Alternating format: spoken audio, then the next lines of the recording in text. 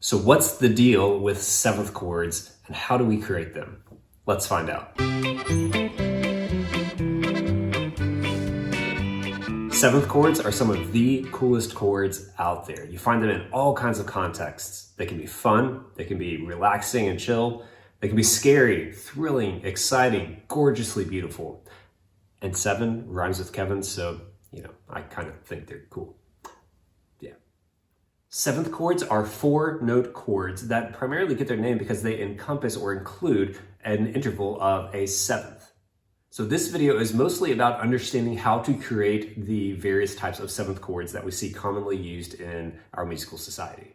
For each of the seventh chords that we discussed today, we're going to divide it into 2 parts, the triad of the chord and then the seventh interval also of the chord. The interval of a seventh is what we need to make sure we understand before we begin this journey of understanding seventh chords. An interval is just the distance between 2 different notes. Think of all the lines and spaces on a musical staff, and you're basically counting those. So a seventh interval is just 1 note to a note 7 away. So if we were starting on C, let's say middle C on the grand staff, we go C is 1, D 2, 3 is E, F is 4, 5 G, 6 is A, and then the 7th would be B. However, we have to clarify, are we talking B? Are we talking B flat? Are we talking B double flat? Because the 7th is just from that C line up to that B line, right? So we have different types of sevenths. A major seventh interval, M-A-J-O-R seventh, is basically as far as we can go on a seventh before reaching the octave. Most people like to think of it as going up an octave and then down a half step, C up to B natural. That's a major seventh. A minor seventh, however, would be like going up that octave and coming down 2 half steps. It would be C up to B flat. Up the octave, down 2 half steps, or down a whole step. A diminished seventh, which we don't hear used as often in terms of that terminology, would just be 1 further half step down. It'd be like going up the octave and coming down 3 half steps. Like C to B double flat. Now I know on the keyboard that looks like it would be an A note, but it's actually a B double flat. Major 7, C up to B, up the octave down a half step, the same as what the 1st and 7th note of a major scale would be. Minor 7 would be C up to B flat, or up the octave down a whole step or 2 half steps. And diminished 7, C up to B double flat, which would be up the octave down 3 half steps. Our first 7th chord we'll discuss is a major 7th chord, and it consists of a major triad plus a major 7th interval. So that means you would stack your major triad, and then from the bottom of that triad, you would also include a major 7th note. So we would call it a major 7th chord. So if we're in the key of C, let's say, or we want C as our root note, we would build a C major triad, which is C, E, G, and then we would add a major 7th interval above C, which, as we just discussed, a major 7 would be C up to the 7th note of that major scale, which is B, or you could also double check by going up the octave, down a half step, C, down to B, right? So that means a C major 7 chord, a major 7th chord, would consist of C, E, G, B. In mainstream ways of labeling this, it would just be a capital C, an M-A-J, and a 7. The next 7th chord is a dominant 7th chord, and it is a major minor 7th chord. Major triad, minor 7th interval. So if we built this with C as our root, C as the bottom note, we would build the triad first, C, E, G, easy enough, and then above that C we would add a minor 7th interval.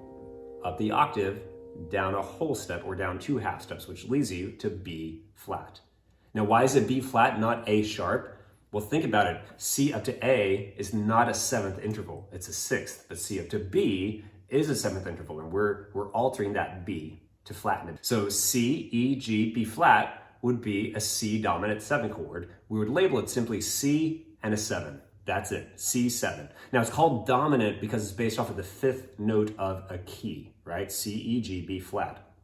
So you could reverse it and think, well, okay, C is the 5th note of what key? Well, F major, the F major scale, has C as its 5th note. F, G, A, B flat, C, right? So then you build this chord using C, E, G, B flat, and you realize that all 4 of those notes belong in the key of F major. All right, a minor seventh chord is one of my favorites. It is a minor seventh chord, meaning we have a minor triad plus a minor seventh interval.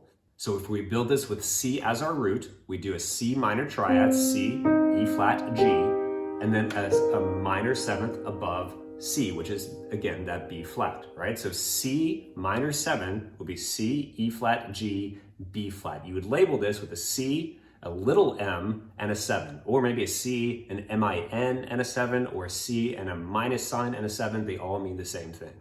All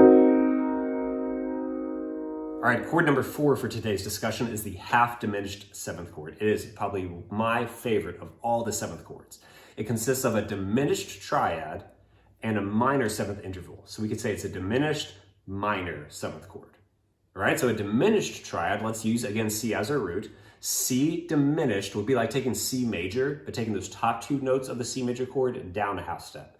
So a C diminished triad would be C, E flat, G flat. And then above that, we need to add yet again the minor seventh interval above C, up the octave, down a whole step or down 2 half steps to B flat, which means C, E flat, G flat, B flat. That is our C half-diminished seventh chord. Now, in a more formal setting, like in a school of music, where you might be using Roman numerals and things like that for analysis, this is where you see the little circle with a slash through it and a 7. But in the more mainstream market, we would actually say this chord is a C minor 7 flat 5, because that's a way of saying it's like the C minor 7 chord, C, E flat, G, B flat, but the 5th has been lowered. The 5th in this case is what's a 5th above C, which is our G note, and it's been lowered. It's been flattened in this case, right? Just down a half step. So we're saying it's like the C minor 7 with the 5th lowered. C minor 7, flat 5. That's the same as a half-diminished 7 chord. And when you think of this as dividing into 2 parts, the triad and the 7th interval, and then you see that the triad is diminished, but the 7th is not, that's where that half-diminished terminology kind of makes sense, right? Because half of it has been diminished, the other half not. A half-diminished 7th chord works really well based off of the 2nd scale degree in a major key, the 2nd note in a major key. So if you're in the key of C, building a D half-diminished 7th chord, D, F, A flat, C, and then resolving it to a C major chord itself is incredibly beautiful and gorgeous. All right, our 5th chord for today is the fully diminished 7th chord. It is a diminished, meaning the triad is diminished and the 7th interval is diminished. Now, that means if we're building this off of C, as we've been doing, C diminished, C, E flat, G flat, and then a diminished 7. So it's not a major 7, which is up the octave down a half step. It's not a minor 7, which is up the octave down a whole step or down 2 half steps. It's a diminished 7, which is up the octave down 3 half steps, right? C to B, B to B flat to B double flat, right? We have to keep that B label in there to maintain the identity of a 7th, basically. So a diminished 7 above C is C up to B double flat. That means we have C, E flat, G flat, our diminished triad, and B double flat, right? You'll notice that that is stacked minor thirds. It's perfectly symmetrical. It really fits the context of those like old black and white scary films where you hear the chord and just basically wiggle your fingers, and all of a sudden, somebody bursts in, and then it goes to a black and white screen and you see the words. The next scene, so on and so forth. Wonderful. So far we've had 5 different types of 7th chords. We had the major 7, which is major triad, major 7th interval. We had the dominant 7, which is a major triad, minor 7th. We had the minor 7 chord, which is a minor triad, minor 7th, minor, minor. We had the half-diminished, which is diminished triad, minor 7th interval, and the fully diminished triad, diminished 7th interval. But there are other kinds of 7th chords, right? If you think about dividing this into the triad plus the 7th, you can mix and match other ideas, right? What if you had a minor triad and a major 7th as your interval? So like C, E flat, G, and then B. That's a pretty spicy chord. Or what if you had an augmented triad, C, E, G sharp, and a major 7th interval, B? There are all kinds of avenues through which you can explore 7th chords, use 7th chords, and have fun with 7th chords. So research it, play around with it, explore it, don't be afraid of hitting wrong notes, and have some fun along the way.